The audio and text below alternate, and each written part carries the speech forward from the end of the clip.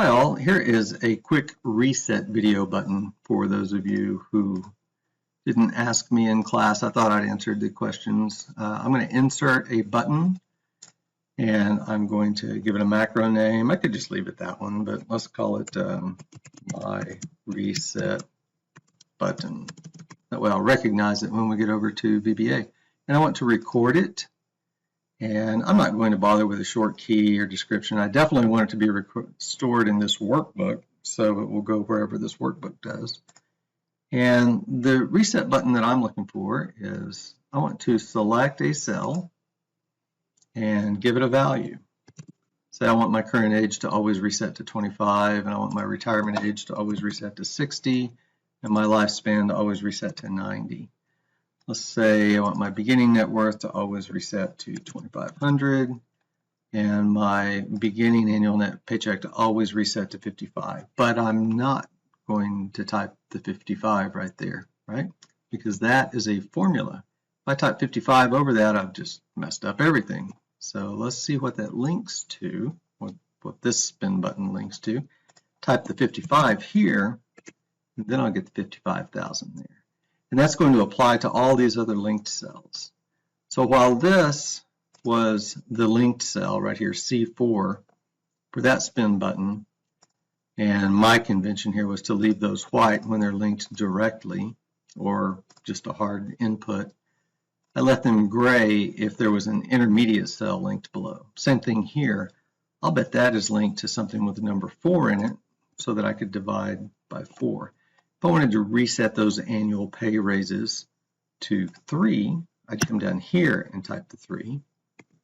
And in fact, over here, if I wanted to reset, say, a checkbox to false, I'd come down here and type false. I don't think it records it if you just change that to false. Besides, recording the clicking of that may not get you what you want. What you really want is for that to become false. And let's say we wanted that second one on the annual vacation list. We'd just come down here to the vacations and put it 2. If we wanted, what else do we have that's interesting? If we wanted our scroll bar to have a car needs of 5,000, where's that scroll bar? That would go right here. Make sure that worked, 5,000. And so anything on this that I want to reset, unless it's just a cell with a number entered into it, it's always the linked cell that I reset. And here in these cases, these are the linked cells. Now, I promised you that you wouldn't have to learn VBA at this point in the class. So I'm going to stop recording. I'm going to change a few of these and see if our button will set it back without ever even having to look at VBA. So if I hit the reset button, in fact, I could even edit the text and call it a reset button. It doesn't have to reset. It could be a high scenario or low scenario, worst case kind of thing.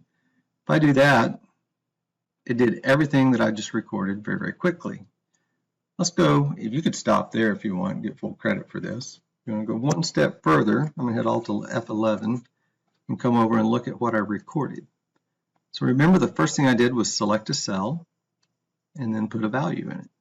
Select another cell and put a value in it. This is what a reset button does. Most of these happen to be linked cells. I'm going to put a value in.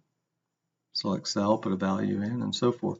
Now, at one point, I selected a cell, and then I scrolled down and selected another cell. So these two actions really have no effect on my reset button. I'm going to get rid of those.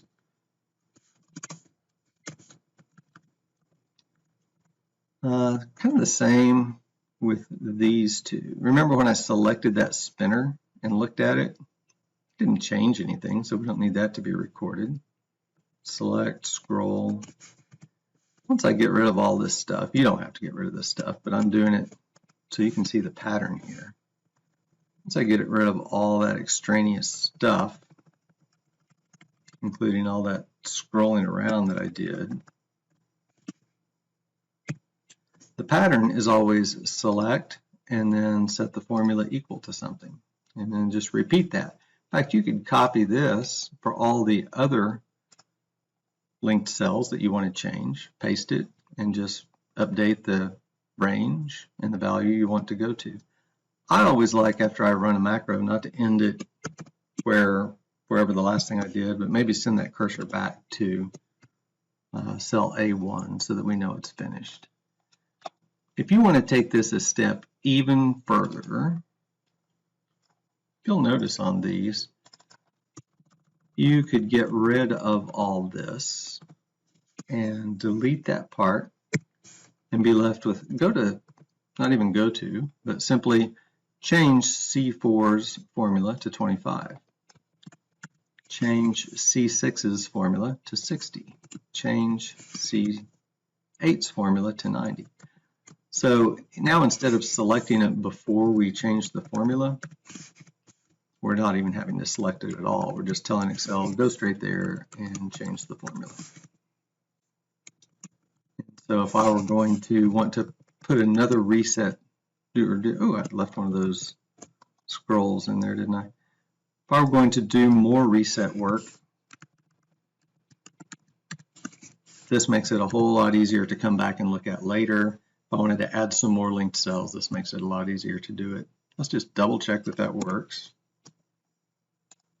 Let's see, change a few and reset. And I think that got them all. Hopefully that helps.